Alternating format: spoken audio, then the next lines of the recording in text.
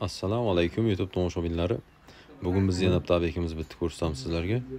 Shu yerga biz 90 kvadratlik kotel qo'ydik. Koteldan turbamiz mana samatokka chiqib ketdi tepaga qarab. Mana shu tepaga rashetini bakam qo'yib qo'ydik. U kulon bilan boshqa xonalarga qarab o'tib ketadi.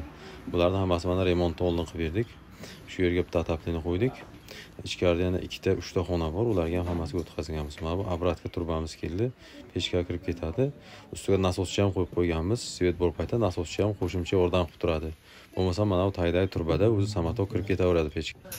Do'stlar, shunaqa ataplinglar kimga qiziqarli bo'lgan bo'lsa, aloqaga chiqsalaring biz nomerimizni qoldirib qo'yamiz. Hamma mahsulotlar bor o'zimizda, olib borib chiroyli qilib shunday o'rnatib ishlatib berib kelamiz hammasini. Kanalimizga o'tib ko'rsalaring, shunga o'xshash videolarimiz ko'p. Kimga qanaqasi qiziqarli bo'lgan bo'lsa, ko'ringlar, marhamat. Kim obuna bo'lmasdan ko'rayotgan bo'lsa, obuna bo'lib qo'yinglar, like bosib qo'yinglar. Biz yangi videolar chiqishda davom etamiz. Mana bu keyingi xonamiz. Bu yerda ham yana bitta atapleni, ichkarisida yana bitta ataplenimiz bor. Bu ikkalasi ham samotok ishlaydi. Mana bu yerda turbani poltaga tushirib ketganmiz. Keyingi xonaga samotogimiz o'tkazish iloji bo'lmadi, uni faqat nasos variantiga qo'yib qo'ydik. Svet bor paytda u xonadagi atapleni siydi.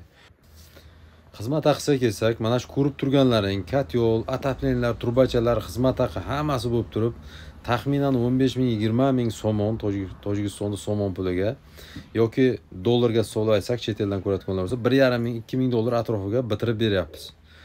Yangi videolarda ko'rishguncha salomat bo'linglar.